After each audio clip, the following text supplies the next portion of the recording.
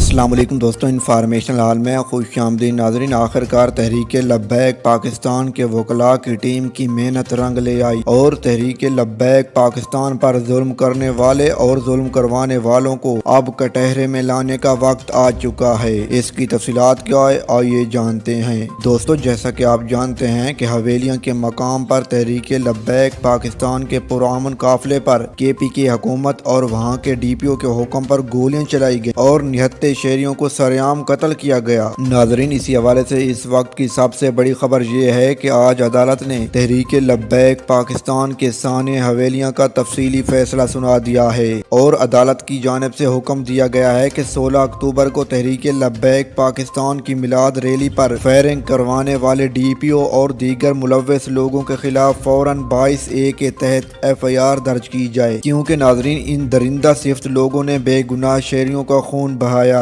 اور دوستو، اس وقت آپ بھی سکرین پر عدالت کا جاری کردہ تفصیلی فیصلہ دیکھ سکتے ہیں۔